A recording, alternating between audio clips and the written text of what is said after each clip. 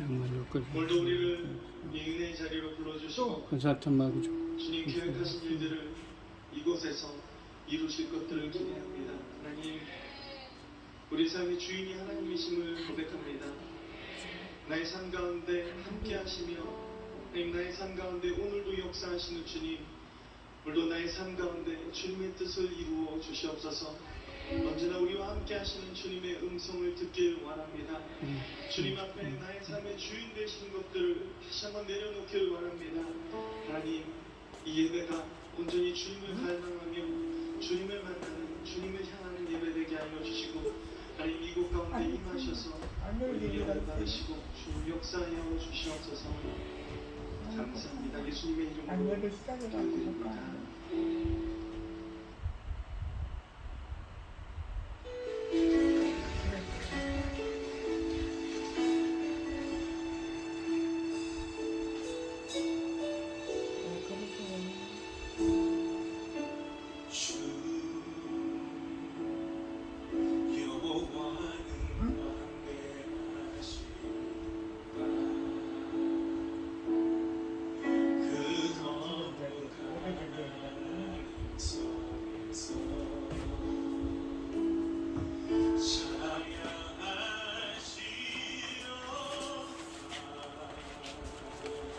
뜨건지 몰랐는데.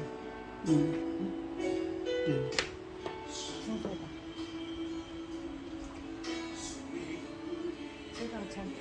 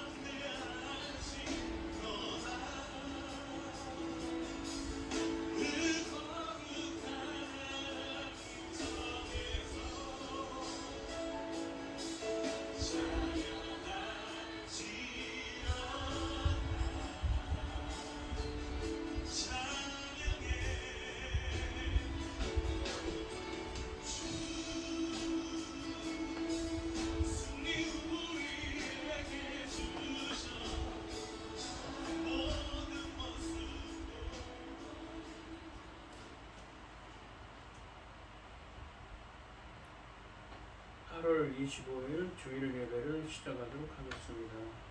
여호와는 나의 목자시니 내게 부족함이 없으리로다. 그가 나를 푸른 풀밭에 두이시며 쉴만한 물가로 인도하시는도다. 내 영혼을 소생시키시고 자기 이름을 위하여 의의 길로 인도하시는도다. 내가 사망의 음침한 골짜기로 다닐지라도 해를 두려워하지 않을 것은 주께서 나와 함께 하심이라. 주의 지팡이와 막대기가 나를 안위하시나이다. 주께서 내 원수의 목전에서 내게 상을 차려주시고 기름을 내 머리에 부으셨으니 내 잔이 넘치나이다. 내 평생의 선하심과 인자하심이 반드시 나를 따르리니 내가 여호와의 집에 영원히 살리로다. 아멘. 저희들을 창세전에 택정하시고 여기까지 인도해 주신 주님 감사드립니다. 오늘 예배 가운데 임재하여 주시고 이 예배가 신령과 진정으로 드려지는 예배가 되게 하여 주시옵소서. 이 모든 말씀 거룩하신 예수님의 이름으로 기도드리옵나이다. 아멘. 찬송가 10장입니다. 만복의 근원 하나님 온 백성 찬송 드리고 저 천사여 찬송하소서. 찬송 성부 성자 성령 아멘. 사도신경 하심으로 신앙을 하시겠습니다. 전능하사 천지를 만드신 하나님 아버지를 내가 믿사오며 그 외아들 우리 주 예수 그리스도를 믿사오니 이는 성령으로 잉태하사 동정녀 마리아에게 나시고 본디오 빌라도에게 고난을 받으사 십자가에 못 박혀 죽으시고 장사한 지 사흘 만에 죽은 자 가운데서 다시 살아나시며 하늘에 오르사 전능하신 하나님 우편에 앉아 계시다가 저리로서 산자와 죽은 자를 심판으로 오시리라. 성령을 믿사오며 거룩한 공예와 성도가 서로 교통하는 것과 죄를 사하여 주시는 것과 몸이 다시 사는 것과 영원히 사는 것을 믿사옵나이다. 아멘. 교동문 39번입니다. 제가 먼저 읽겠습니다. 오라 우리가 여호와께 노래하며 우리의 구원의 반석을 향하여 즐거이 외치자. 우리가 감사함으로 그 앞에 나아가며 시를 지어 즐거이 그를 노래하자. 여호와는 크신 하나님이시요 모든 신들보다 크신 왕이시기 때문이로다. 땅의 깊은 곳이 그의 손안에 있으며 산들 높은 곳도 그의 것이로다. 바다도 그의 것이라 그가 만드셨고 육지도 그의 손이 지으셨도다. 오라 우리가 굽혀 경배하며 우리를 지으신 여호와 앞에 무릎을 꿇자. 그는 우리의 하나님이시요 우리는 그가 기르시는 백성이며 그의 손이 돌보시는 양이기 때문이라. 아멘. 찬송가 292장입니다. 주 없이 살 수 없네 죄인의 구주여 그 귀한 복의 피로 날 구속하소서. 구주의 사랑으로 불리신 보혈이 내 소망 나의 이루 내 영광 됩니다.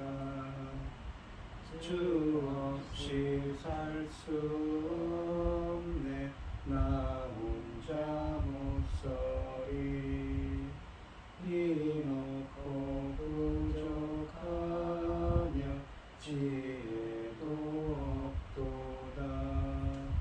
내 죄는 나의 생명 또 나의 힘이라 주님을 의지하여 지혜를 얻으리.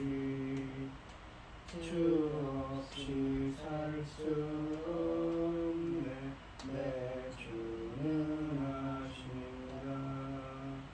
내 영의 깊은 간구 마음의 소원은 주밖에 나의 마음이 알아주리요. 내 마음 위로하사 영원케 하시네. 주 없이 살 수 없네 세월이 흐르고 이 깊은 고독 속에 내 생명 끝나도 사나운 풍랑일 때 날 지켜주시니 내 곁에 계신 주님 늘 힘이 됩니다. 아멘. 기도하겠습니다. 내 영혼아 여호와를 성축하라. 내 속에 있는 것들아 다 그의 거룩한 이름을 성축하라. 내 영혼아 여호와를 성축하며 그의 모든 은택을 잊지 말지어다. 그가 네 모든 죄악을 사하시며 내 병을 고치시며 내 생명을 파멸에서 속량하시고 인자와 긍휼로 관을 씌우시며 좋은 것으로 내 소원을 만족하게 하사 내 청춘을 독수리같이 새롭게 하시는도다. 여호와께서 공의로운 일을 행하시며 억압당하는 모든 자를 위하여 심판하시도다. 그의 행위를 모세에게 그의 행사를 이스라엘 자손에게 알리셨도다. 천지 만물을 지으신 전능하신 하나님 어리석고 보잘것없는 저희를 찾는 아버지의 사랑 가운데 살아가게 하시니 감사합니다. 어수선하고 어떻게 살아야 할지 길이 보이지 않는 이 혼란스러운 시간에도 우리는 아버지 하나님 앞에 예배드릴 수 있도록 이 시간 허락하시니 감사드립니다. 전능하신 하나님 아버지, 저희를 아버지 불쌍히 여주시고 저희 나라 대한민국을 지켜주시옵소서. 대한민국을 아버지 불쌍히 여겨 주시옵소서. 긍휼을 베풀어 주시옵소서. 하나님 앞에 합당하지 못하는 것이 있을지라도 긍휼을 베풀어 주시옵소서. 전쟁으로부터 모든 재난으로부터 막아주시고 아버지 지켜주시옵소서. 전능하신 하나님 아버지, 지금은 중대한 시대입니다. 아버지, 이 중대한 시대에 저희 나라를 제사장 나라까지 삼아주셨사오니 전능하신 하나님 아버지, 이 천금 같은 귀한 사명 감당하고 아버지 앞에 갈 수 있도록 도와주시옵소서. 전능하신 하나님 아버지, 아버지 하나님께서 또 새로운 세계 열매 거둘 새 시대를 아버지께서 열고 계십니다. 이 중대한 시대에 아버지 하나님 당신이 사랑하는 중 열매 거둘 말씀을 들고 강단에 세우셨으니 참으로 감사합니다. 전능하신 하나님 아버지, 이 말씀으로 말미암아 아버지 하나님 길을 잃고 아버지 하나님 길을 찾지 못하여 헤매는 자들을 아버지 열매 거둘 길로 말씀으로 아버지 하나님 이끌어서 하나님 보시기에 하나님께서 기뻐 받으실 열매들이 넉넉히 나올 수 있기를 간절히 소원하고 이 모든 말씀 왕만 죄악 가운데서 우리를 구원하여 주신 예수 그리스도 이름으로 기도드리옵나이다. 아멘. 오늘 함께 하실 하나님의 말씀은 마태복음 7장 21절로 29절 말씀입니다. 마태복음 7장 21절로 29절입니다. 교독을 하겠습니다. 제가 먼저 읽겠습니다. 나더러 주여 주여 하는 자마다 다 천국에 들어갈 것이 아니요 다만 하늘에 계신 내 아버지의 뜻대로 행하는 자라야 들어가리라. 그날에 많은 사람이 나더러 이르되 주여 주여 우리가 주의 이름으로 선지자를 비롯하며 주의 이름으로 귀신 쫓아내며 주의 이름으로 많은 권능을 행하지 아니하였나이까 하리니 그때 내가 그들에게 밝히 말하되 내가 너희를 도무지 알지 못하니 불법을 행하는 자들아 내게서 떠나가라 하리라. 그러므로 누구든지 나의 말을 듣고 행하는 자는 그 집을 반석 위에 지은 지혜로운 사람 같으리니 비가 내리고 창수가 나고 바람이 불어 그 집에 부딪히되 무너지지 아니하나니 이는 주추를 반석 위에 놓은 까닭이요 나의 말을 듣고 행하지 아니하는 자는 그 집을 모래 위에 지은 어리석은 사람 같으리니 비가 내리고 창수가 나고 바람이 불어 그 집에 부딪히매 무너져 그 무너짐이 심하니라. 예수께서 이 말씀을 하시면 너희들이 크게 가르치시는 논란이 이는 그 가르치시는 것이 권위 있는 자와 같고 그들의 서기관들과 같이 아니함 일러라. 아멘. 찬송가 397장입니다. 주 사랑 안에 살며 두려움 없으며 그 사랑 변함없어 늘 마음 편하다. 저 폭풍 몰아쳐서 내 마음 떨려도 주 나의 곁에 계셔 겁낼 것 없어라. 주 나의 목자시니 부족함 없으며 주 인도하는 대로 늘 따라가리라. 그 지혜 나를 깨쳐 내 앞길 밝히니 나 주의 길을 따라 주 주 함께 살리라. 저 넓고 푸른 들판 내 앞에 열리고 그 검은 구름 거쳐 새하늘 보인다. 끝없는 나의 소망 영원한 생명길 참 보배 되신 주님 늘 함께 하소서. 아멘. 오늘 본문 말씀의 제목은 내 아버지의 뜻대로 행하는 자입니다. 이 마태복음 5장부터 7장까지 말씀은 예수님께서 가버나움 인근의 산 위에서 행했던 이 말씀이라고 해서 산상설교 혹은 산상수훈이라고 부르고 있습니다. 이 산상수훈에서 예수님은 예수님의 제자들이 천국 백성으로서 어떤 삶을 살아야 하는지 말씀하십니다. 또는 어떤 사람이 천국 백성인지 설명하고 계십니다. 이 오늘 본문 말씀은 이 산상수훈의 마지막 부분입니다. 이 마태복음 5장부터 제시하신 이 산상수훈대로 하나님 나라 백성의 삶을 살 것인지 그리하여 예수님을 따르는 제자가 될 것인지 각각 결정하라고 하십니다. 21절 말씀을 보시면 나더러 주여 주여 하는 자마다 다 천국에 들어갈 것이 아니요 다만 하늘에 계신 내 아버지 뜻대로 행하는 자라야 들어가리라 라고 하십니다. 주여 주여라고 부른다고 해서 모두 하늘나라에 들어갈 수 없다는 사실은 예수님을 주로 부르지만 고백적인 삶이 뒤따르지 않는 모든 사람들에게 주어지는 경고입니다. 예수님을 주님이라고 고백하는 것만으로는 구원의 조건을 충족시키지 못한다는 점을 분명히 하고 있습니다.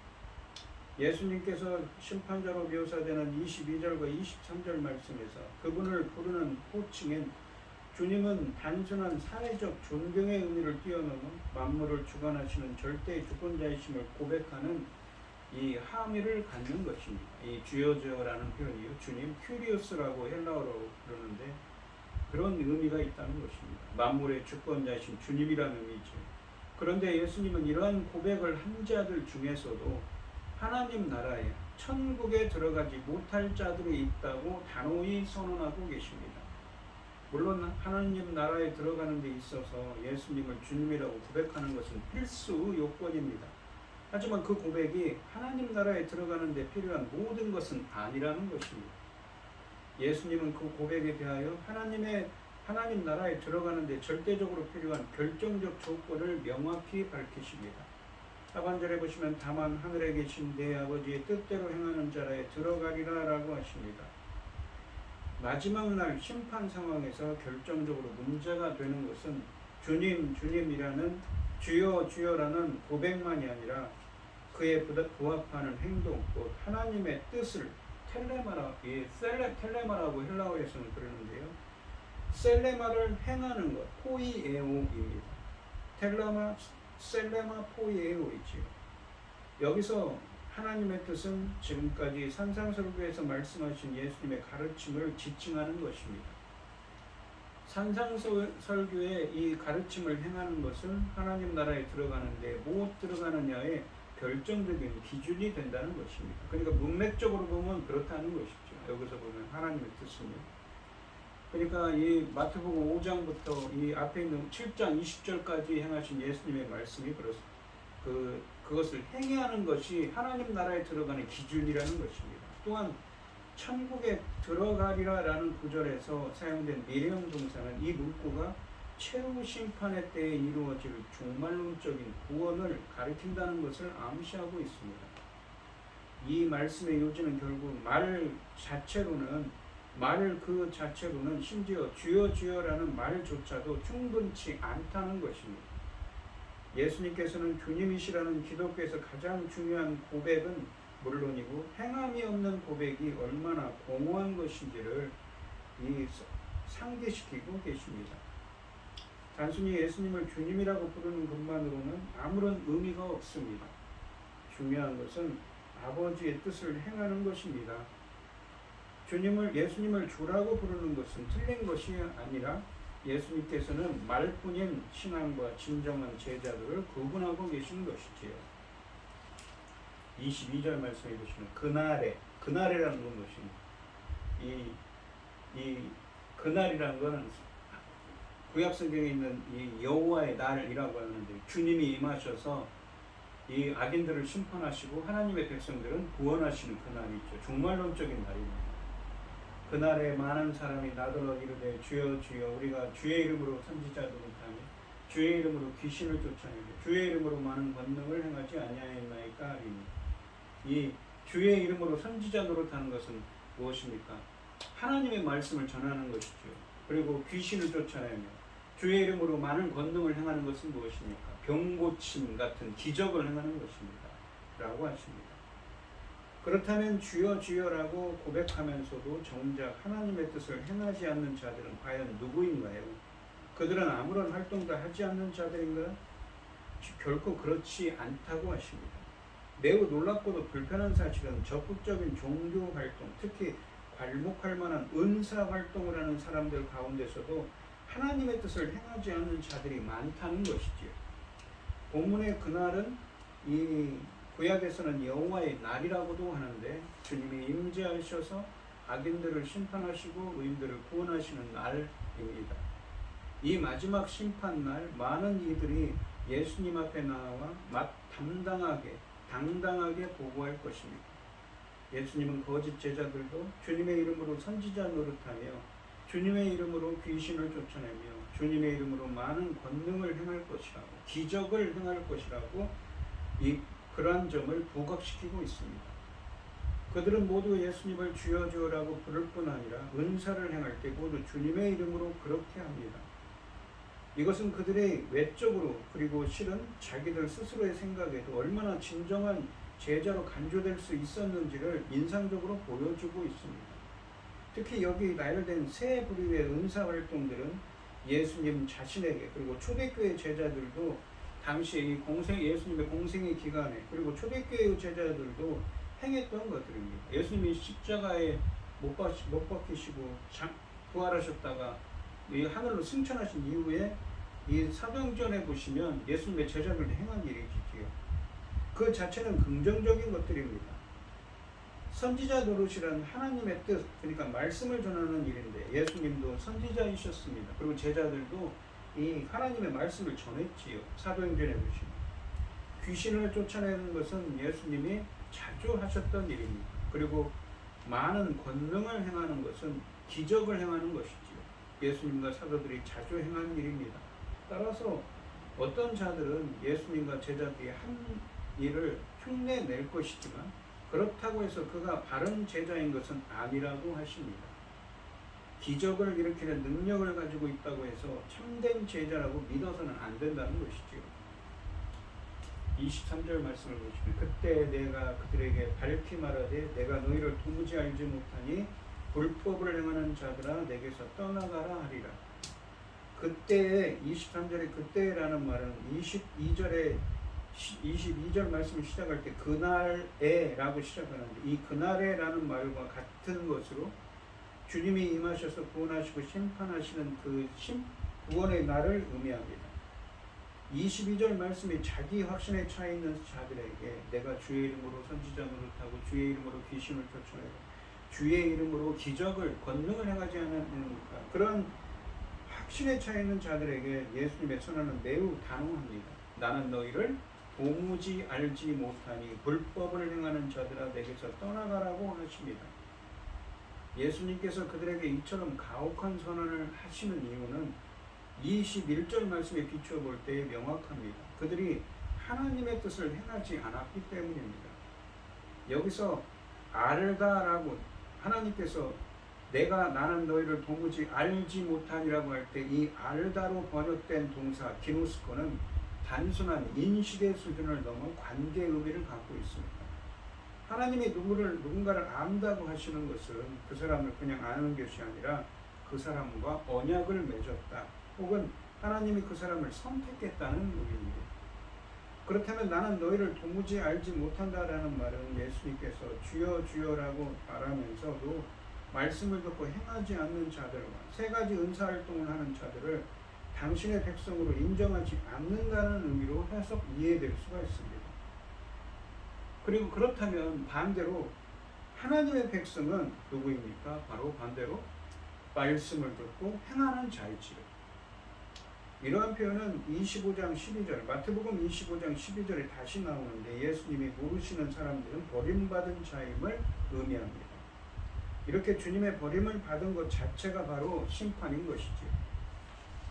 예수님께서 그들을 모른다고 하신 것은 그들과 아무런 관계가 없다는 뜻이기 때문에 예수님의 이 바른 관계는 그들이 주장한 세 가지 능력이 아니라 이 세 가지가 중요한 것은 맞지만 그 세 가지가 중요함에도 불구하고 하나님 아버지의 뜻을 행하는 여부로 드러난다는 것이지요. 그리고 예수님은 그들을 율법을 행한 자라는 자들로 규정합니다. 불법을 행한 자들이라고 규정하고 있습니다. 마지막 날의 인자는 불법을 행하는 자들을 심판하신다고 말씀하십니다. 이 불법이라고 되어 있는 이 우리말로 번역된 불법이라고 번역된 이 헬라어는 아노미아입니다. 이 말은 헬라어 사전에 보면 아라는 부정의 접두어와 노모스, 우리가 율법이라고 하는 노모스의 합성어입니다. 그러니까 율법이 아니라는 거죠. 율법이 무엇입니까? 율법은 넓게 보면 이 신구약 성경에 있는 하나님의 말씀이죠. 하나님의 가르침이죠. 하나님의 가르침이 아닌 거라는 것이죠. 원어적으로는. 법, 이 노모스, 법, 즉 율법, 노모스는 구약에 나타난 하나님 아버지의 뜻, 말씀으로서 예수께서 행함과 말씀으로 성취하신 것입니다. 즉 하나님의 말씀은 하나님의 뜻이죠. 근데 하나님 불법을 행한다는 것은 하나님의 뜻을 행하지 않는다는 의미입니다. 우리가 이 산상수훈에서 이 말씀을 보시면 이 지난 시간에 저번에도 얘기했죠. 마태복음 7장 12절에 보면 그러므로 무엇이든지 남에게 대접을 받고자 하는 대로 너희도 남을 대접하라. 이것이 율법이요 선지자니라라고 했습니다. 율법이요 선지자라는 것은 구약성경의 강령이라고 구약성경을 의미한다고 그랬죠. 남에게 대접을 받고자 하는 대로 너희도 남을 대접하라. 쉽게 얘기하면 이 의미가 뭐라고 그랬습니까? 내가 남이 나에게 이렇게 해줬으면 하는 것, 하는 대로 그렇게 너도 남을 그렇게 행하라, 해줘라는 거죠. 그것이 구약 성경의 기본적인 원리라는 의미입니다. 그런데 마태복음 5장 17절에 보시면 내가 율법이나 선지자를 폐하려고 온 줄로, 율법의 선지자를 뭐라고 했죠? 구약 성경이라고 했죠. 폐하러 온 것이 아니라 뭐라고 하냐면 완전하게 하기 위해서 오셨다고 그랬습니다. 이 율법과 선지자는 구약 성경 전체를 가리키는 표현으로서 마태복음 5장 17절은 예수님이 구약의 말씀들을 폐하러 온 것이 아니라 완전하기 위해 오셨다는 의미입니다. 마태복음 5장 20절에서는 율법과 선지자들을, 그러니까 구약의 말씀들을 성취한 제자들은 더 나은 의를 가져야 천국에 들어갈 수 있다고, 바리새인과 서기관들보다 더 나은 의를 가져야 천국에 들어갈 수 있다고 말씀하시고 있는데 그 7장 12절의 말씀, 그 더 나은 의가 무엇인지 요약해서 제시하는 것입니다. 그러니까 구약 성경을 기본적인 원리를 7장 12절에서 남에게 대접받고자 하는 대로 너희도 남을 대접하라는 이웃사랑의 원리라는 것입니다. 그래서 7장 12절 하반절 말씀에서 왜냐하면 이것이 율법과 선지자들이기 때문이다라고 하시는 것은 뭐라고 그랬습니까? 예수님이 성취하신 구약 성경의 기본 원리를 설명하는 것이기 때문에 남에게 대접을 받고자 하는 대로 너희도 남을 대접하라라고 하시는 것입니다. 이런 점에서 이 7장 12절은 제자들이 행해야 할 5장 20절의 더 나은 의를 요약하는 것이고, 더 나아가서 산상설계의 원리를 요약하는 것입니다.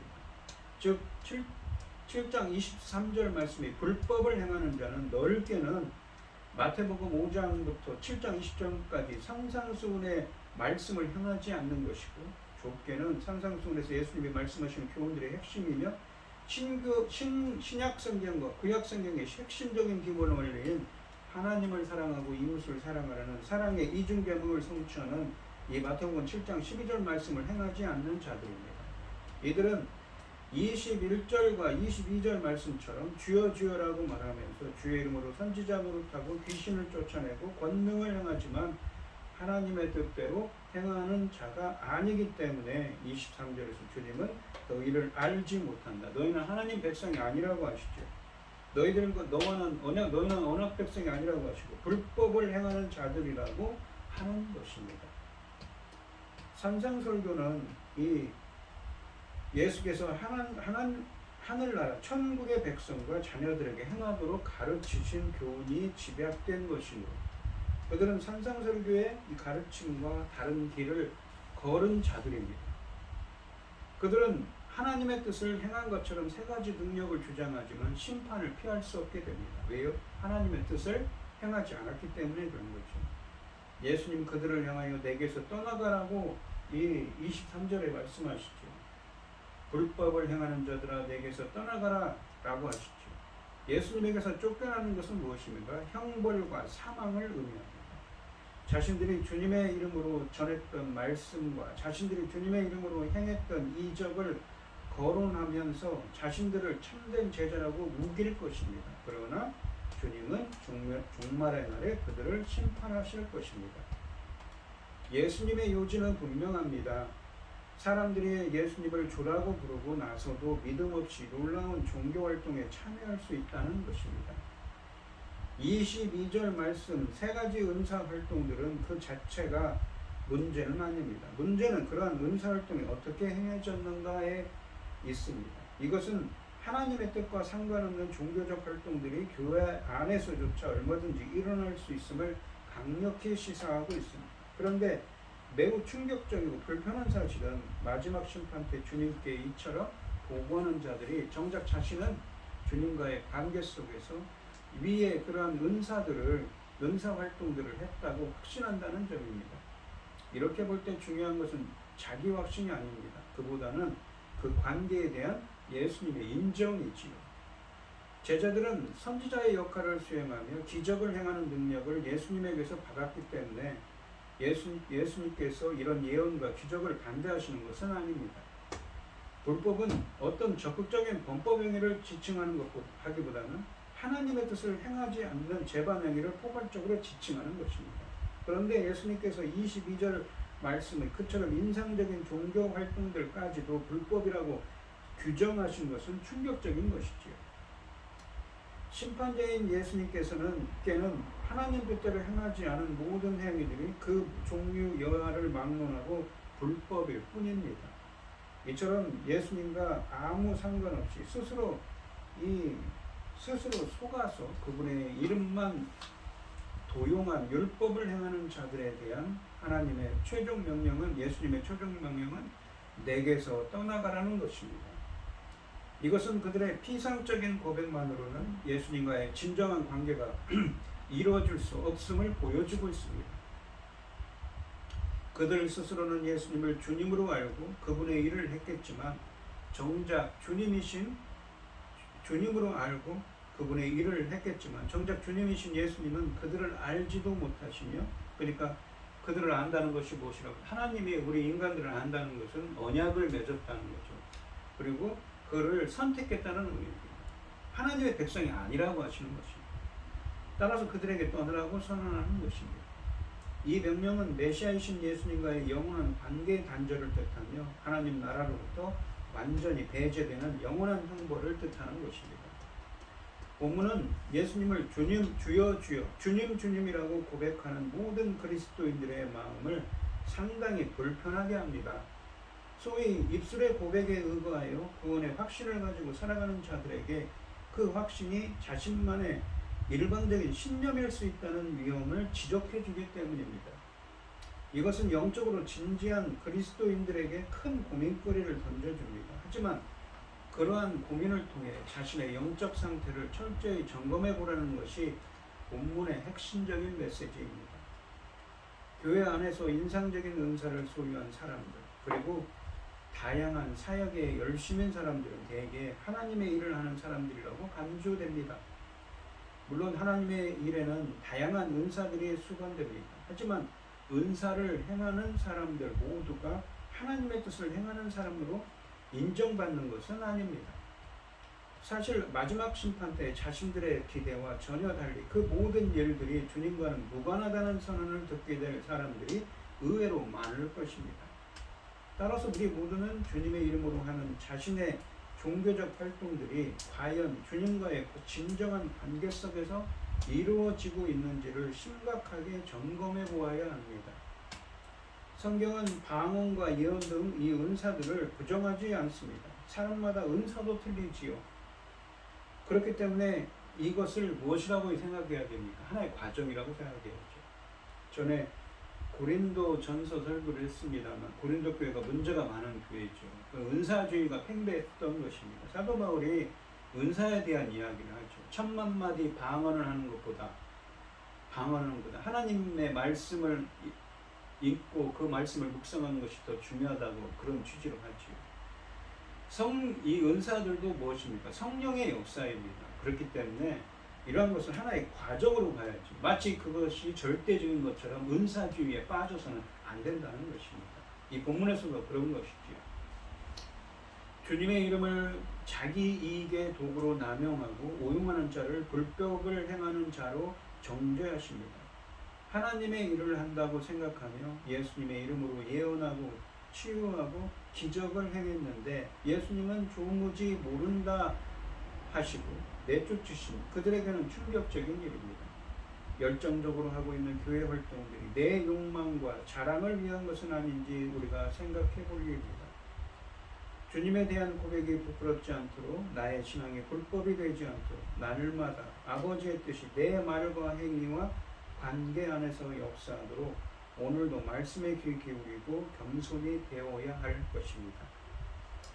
24절 말씀을 보시면 그러므로 누구든지 나의 이 말을 듣고 행하는 자는 그 집을 반석 위에 지은 지혜로운 사람 같으니 라고 하십니다. 24절 말씀을 시작하는 접속사 그러므로는 앞절에 불법을 행하는 자들부터 결론을 이끌어내는 것으로 볼 수 있습니다. 마태복음 7장 24절부터 27절까지 말씀은 산상설교 전체를 마무리하는 결말을 기능을 합니다. 이 비유는 앞에서 반복해서 제시해온 말씀을 듣고 행할 것인지 아니면 말씀을 듣고도 무시할 것인지 선택하라고 하십니다. 하나님 뜻대로 행할 것인지 산상순례의 말씀대로 행할 것인지 이 선택하라는 것이지. 24절 말씀해 보시면 예수님의 말씀을 듣고 행하는 자는 지혜로운 사람이라고 합니다. 반면에 말씀을 듣고 행하지 않는 자는 어떤 사람입니까? 그렇다면 어리석은 사람이지요. 야고보서 3장 13절 말씀해 보시면 너희 중에 지혜와 총명이 있는 자가 누구냐? 그러니까 지혜와 총명이 있다고 있는 자가 누구냐? 그는 선행으로 말미암아 네가 정말 지혜와 총명이 있다면 선행으로 선한 삶의 방식으로부터 통하여 지혜의 온유함으로 그 행함을 보일지니라. 그러니까 선한 행위로 그러니까 네가 지혜가 있다면 선한 행위로 네가 지혜 있다는 것을 입증하라는 말입니다.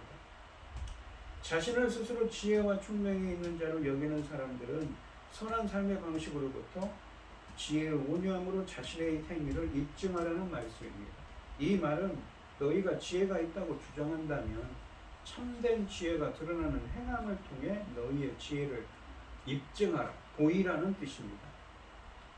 지혜와 총명이 있다고 말하는 사람에게 지혜는 말로만 자기 자랑으로 증명되지 않는다는 것입니다. 오히려 참으로 지혜로운 사람은 선한 삶의 방식, 선행을 하는 것이 무엇입니까? 하나님이 기뻐하시는 뜻을 행하는 것이지. 그것을 행함으로 자기 지혜를 입증해야 하는 것입니다. 지혜 있는 사람, 선을 행하는 자, 하나님이 기뻐하시는 뜻을 행하는 사람. 즉 성경에서 지혜로운 사람은 선을 행하는 자, 하나님이 기뻐하시는 뜻대로 행하는 자입니다. 그리고 24절 말씀에 나의 이 말이라는 표현은 나의 이 말을 듣고 무엇입니까? 지금까지 예수님께서 했던 산상수훈에 했던 말씀이죠. 지금까지 산상설교에서 제시된 예수님의 교훈을 지칭하는 것이 분명합니다. 21절부터 23절 말씀에서 예수님은 완성된 하나님 나라에 들어가는 기준으로 하늘에 계신 내 아버지의 뜻대로 행하는 것을 제시하신 바 있습니다. 그런데 여기서는 나의 이 말을 그 기준으로 제시하십니다. 이처럼 예수님은 당신 자신의 말씀들을 하나님의 뜻과 일치시키심으로써 자신의 권위를 강력하게 부각하고 계십니다. 그런데 예수님의 말씀들을 듣는 것으로만은 부족합니다. 하나님 나라에 들어가는 지혜로운 자가, 그러니까 하나님이 기뻐하시는 뜻대로 행하는 선을 행하는 자가 되기 위해서는 그 말씀들, 그 선상수훈의 교훈들을 행하는 것이 필요하다는 것이지요. 선을 행하는 자가 곧 지혜로운 자라는 것입니다. 바로 그 하나님 나라의 백성이라는 것이지요. 앞에 21절에서 하나님의 뜻을 행하는 것의 중요성을 부각했는데 이제 예수님의 말씀들을 행하는 것의 중요성을 재차 부각함으로써 마지막 심판에 있어서 행함이 얼마나 중요한지 강조하십니다. 아무튼 예수님은 산상설교의 교훈들이 행하도록 주어진 것이며 이것을 행하느냐 행하지 않느냐는 마지막 심판의 절대적 기준이 된다는 점을 분명히 하고 계십니다. 24절 말씀은 예수님의 말씀을 듣고 행하는 자는 그 집을 반석 위에 지은 지혜로운 사람 같다고 하십니다. 선한, 그러니까 하나님이 기뻐하시는 뜻대로 행하는 지혜로운 사람은 자신의 집을 튼튼한 반석 위에 짓는 것과 같다고 하십니다. 구약에서 반석 혹은 돌은 하나님이 지켜주시는 것에 대한 은유로 사용되는 표현입니다. 또한 사람과 같다는 말은 헬라어로는 미리형으로서 같을 것이다, 사람과 같을 것이다 라는 말입니다. 이것은 종말론적인 의미가 있음을 의미합니다. 앞으로 이루어질 거라는 것이죠. 예수님의 말씀을 행했는지 여부는 종말의 운명으로 입증될 것입니다. 그래서 예수님의 말씀은 중요한 것이지요. 의인의 집은 굳건하지만 악인의 집은 무너질 것이라는 비유적 교훈은 구약에 충분합니다. 이 잠언 하나 예를 들면 잠언 12장 7절에 보시면 악인은 엎드러져서 소멸되려니와 의인의 집은 서 있으리라 라고 하십니다. 산상설교에 제시된 예수님의 말씀들을 듣고 행하는 자는 자기 집을 바위 위에 지은 지혜로운 사람으로 묘사됩니다. 여기서 지혜로운이라고 번역된 헬라어 형용사 프로니모스는 어떤 의미입니까? 이 프로니모스라는 이 헬라어는 마태복음에서 단순한 진리를 지식적으로 알 뿐 아니라 그 진리를 따라 행함으로써 마지막 때를 준비하는 자를 묘사하는 데 사용된 단어입니다. 한편 자기 집을 바위 위에 지은이라는 비유적인 묘사는 나의 이 말들을 듣고 행하는 을 지칭한다고 볼 수 있죠. 자기 집을 바위 위에 지은, 반석 위에 지은 사람은 무엇입니까?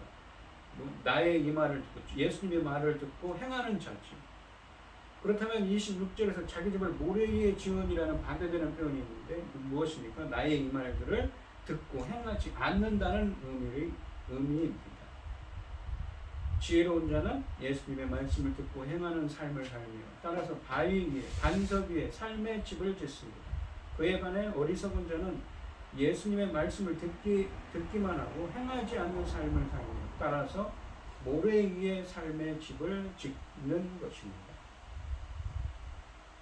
25절 말씀을 보시면 비가 내리고 창수가 나고 창수라는 것은 헬라어 원어에 보시면 홍수입니다. 강 혹은 홍수를 의미합니다.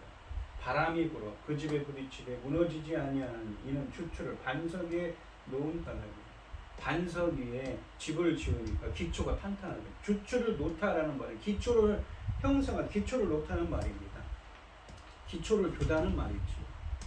홍수나 폭풍에 몰아치는 것은 구약에서 삶의 어려움이나 시련이 닥치는 것에 시련이 닥치거나 혹은 하나님의 심판을 묘사할 때 사용된 표현입니다. 24절 내용이 종말론적인 운명과 관련이 있기 때문에 25절에서 비와 홍수와 바람이 불어닥치는 현상은 무엇입니까? 종말에 주어지는 하나님의 심판 장면을 떠올리는 것이라고 볼 수가 있습니다. 본문은 고대 근동지방에서 무엇인가 우기와 건기가 있는데 건기에는 거의 한 방울의 물도 내리지 않습니다. 그런데 이 가을쯤 돼서 10월달쯤 돼서 이듬해 한 3월까지 비가 내리는 우기인데 이 우기가 되면 말랐던 골짜기에 전에 물이 흘렀던 곳이죠. 그곳이 다 말랐어요. 비가 안 오니까. 거기에 와디라고 합니다. 거기에 비가 오니까 무엇입니까? 비가 넘치고 비가 흘러서 홍수를 이룹니다. 물이 심하게 불어나 밀려오는 것을 떠올리게 합니다. 그런 이미지라는 것이죠. 하지만 지혜로운 자가 지은 집은 이러한 바람과 홍수에도 무너지지 않습니다. 그것이 반석 위에 세워졌기 때문인 것이죠. 그래서 이 본문의 의미는 산상설교에 제시된 예수님의 말씀들을 듣고 그대로 행하는 지혜로운 자들은 어떠한 종말론적인 시련과 마지막 하나님의 심판까지도 견뎌낼 수 있다는 것입니다. 이처럼 마지막 심판을 견디지 못하느냐는 결국 집을 지은 기초인 반석, 곧 듣고서 그대로 행함에 달려 있습니다. 비와 창수 및 폭풍의 바람은 하나님의 심판의 준엄함을 나타내지만 산상설교에 순종하는 제자들은 두려워할 필요가 없습니다. 왜냐하면 그들의 삶이 예수님의 말씀이라는 반석 위에 세워져 있기 때문인 것이지요. 26절 말씀을 보시면 나의 이 말을 듣고 행하지 않은, 나의 이 말은 뭐라고 했어요? 산상수훈의 말씀이죠. 예수님이 마태복음 5장부터 했던 듣고 행하지 아니하는 자는 그 집을 모래 위에 지은 어리석은 사람 같으리니, 반대입니다. 25절 주추를 반석 위에 놨는데, 기초를 두었는데 반석이 모래 위에 지었으니까 금방 무너지겠죠. 이 어리석은이라는 이 표현은 이 성경에서 어리석다는 것은 무엇이라고 했습니까? 악인들, 악을 행하는 자를 보통 표현하고, 오늘 본문에서는 말씀을 듣고 행하지 않는 자를 의미합니다. 시편 14편 1절에 보면 어리석은 자는 그의 마음에 이르기를 하나님이 없다 하는구나. 그들은 부패하고, 그러니까 그들은 악을 행하고 부패한 자들이에요. 왜? 하나님이 없는 자들처럼, 악인들처럼 행하기 때문인 것이죠. 근데 잠언 1장 7절에는 여호와를 경외하는 것이 지식의 근본이거늘 미련한 자는, 어리석은 자는 지혜와 훈계를, 하나님의 말씀을 멸시하는 악인들입니다. 성경에서 어리석은 자는 정신적으로 부족한 사람을 의미하는 것이 아닙니다. 성경에서 어리석은 자는 악인과 비슷한 말입니다. 또는 여기서처럼 말씀을 듣고 행하지 않는 자가 바로 어리석은 자죠. 예수님의 말씀을 듣고 그 뜻에 따라 행하지 않는 사람은 집을 모래 위에 지은 어리석은 사람과 같을 것입니다. 이게 미래형으로 되어 있습니다. 종말론적이라는 것이죠. 이런 삶은 멸망으로 종결됩니다. 26절부터 27절까지 말씀은 25절 말씀과 평행을 이룹니다. 본문에서 어리석은 사람과 지혜로운 사람 사이의 차이는 행함의 여부에 달려 있습니다. 어리석은 자도 지혜로운 자와 마찬가지로 나의 이 말들을 들은 자들입니다.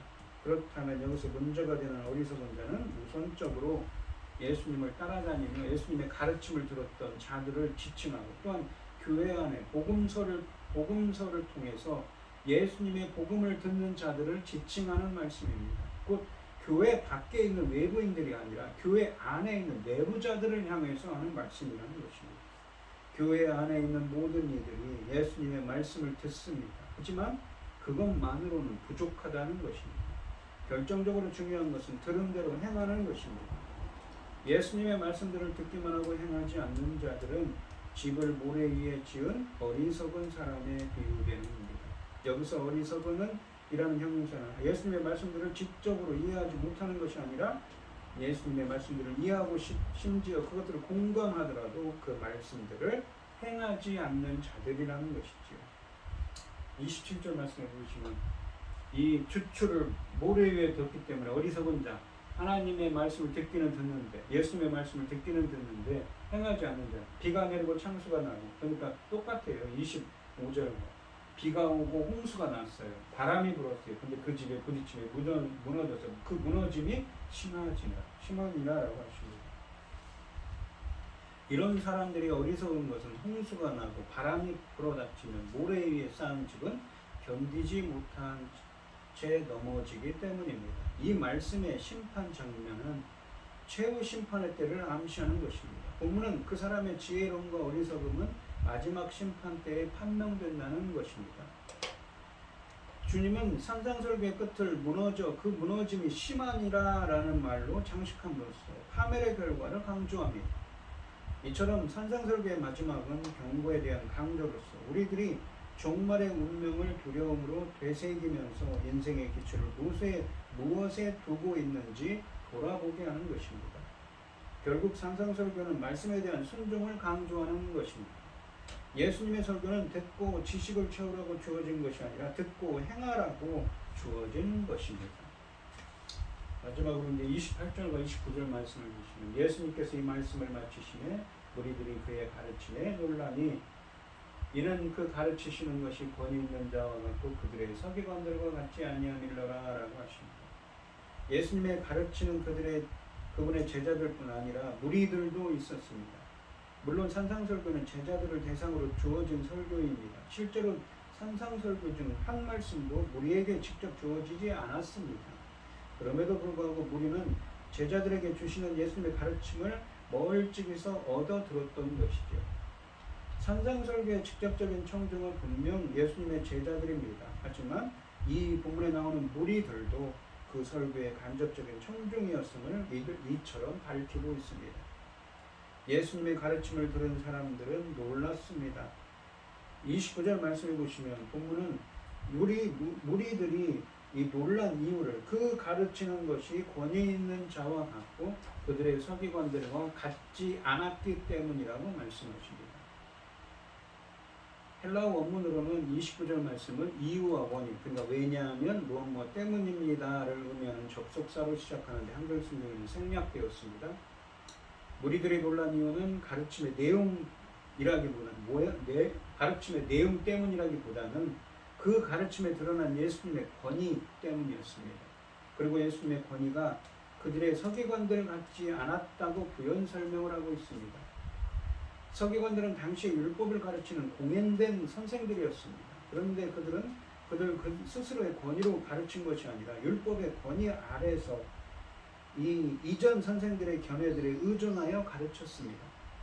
하지만 예수님은 율법의 문자적 의미에 얽매이지 않으실 뿐 아니라 자신의 가르침을 율법보다 위에 두셨던 것이지요.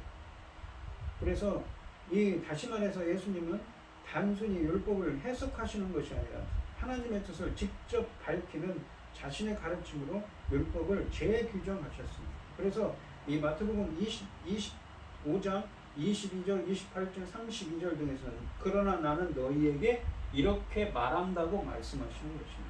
또한 마태복음 5장 17절에서 예수님은 율법과 선지자, 그러니까 구약성경의 말씀을 폐하러 온 것이 아니라 완전하게 하려고 오셨다고 하셨습니다. 더욱 예수님은 자신을 제자들의 충성 대상으로 제시하시며 당신의 말씀 자체를 마지막 심판 때 운명을 결정짓는 기준으로 제시하십니다. 이처럼 예수님의 가르침은 그분께서 당시 서기관들과는 가히 비교할 수 없는 놀라운 권위를 가지신 분임을 드러내고 있습니다. 이러한 예수님의 권위에 직면한 무리들이 놀라는 것은 그래서 지극히 당연한 것이었습니다. 산상수훈을 들은 이들이 놀랍니다. 하지만 놀람만으로는 부족하지요. 말씀에 감격하고 말씀의 권위를 인정하는 이들은 무리에 불과합니다. 말씀에 순종하고 그 말씀을 행하는 자가 예수님의 참된 제자이고 그가 바로 하나님 나라, 천국에 들어가는 하나님 나라의 백성이라고 말씀하는 것이지요. 오늘 이 시간 우리 성도님들도 주의 이름을 공허하게 부르지 않고 말씀을 듣고 행하는 지혜로운 예수님의 제자들이 되시기를 주님의 이름으로 축원드리겠습니다.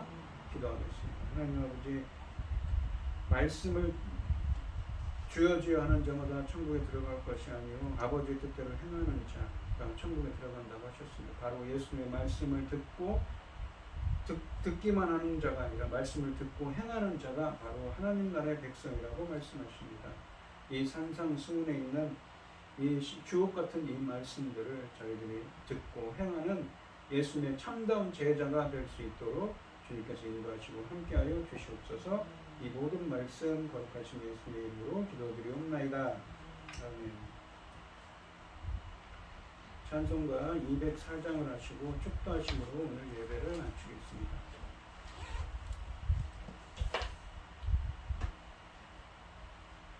주의 말씀 듣고서 준행하는 자는 방석 위에 터닫고 집을 채운 같아. 비가 오고 물나며 바람 부딪혀도 반석 위에 세운 집 무너지지 않네.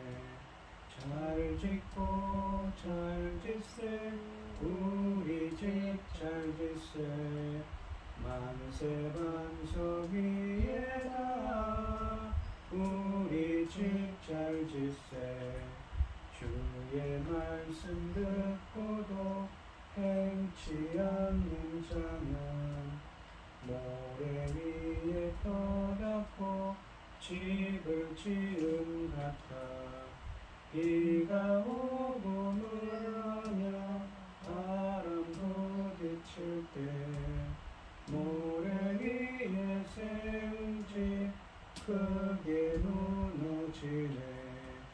잘 짓고 잘 짓세. 우리 집 잘 짓세. 만세 반석 위에다 우리 집 잘 짓세. 세상 모든 사람들 집을 짓는 자니 반석이가 아니면 모래 위에 짓네. 우리 구주 오셔서 지은 상을 줄 때 세운 공로 따라서 영영상 벌 주리. 잘 짓고 잘 짓세. 우리 집 잘 짓세. 만세 반석 위에다 우리 집 잘 짓세. 예물이에 기도하고 축도하심으로 오늘 예배를 마치겠습니다. 참 감사하신 하나님, 오늘 주신 말씀처럼 저희들이 예수님을 듣고 예수님의 말씀을 듣기만 하는 것이 아니라 예수님의 말씀을 듣고 행하는 참다운 예수님의 제자들이 될 수 있도록 인도하여 주시옵소서. 이 시간 하나님께서 주신 많은 은혜와 사랑에 감사드리며 주님께 귀한 예물을 드리며 손길을 드리겠습니다. 드려지는 손길들마다 주님께서 기억해 주시고 이 간구와 기도에 귀 기울여 주시고 응답하여 주셔서 하나님이 기뻐하시는 뜻을 행할 수 있는 예수님의 제자들이 될 수 있도록 인도하여 주시옵소서. 기뻐받아 흥행하여 주실 줄 믿사오며 이 모든 말씀 거룩하신 예수님의 이름으로 기도드리옵나이다. 아멘. 이제는 주 예수 그리스도의 은혜와 아버지 하나님의 극진하신 사랑과 성령의 교통하심이 성도들 머리머리 위에 이제로부터 영원히 함께 있을지어다. 아멘.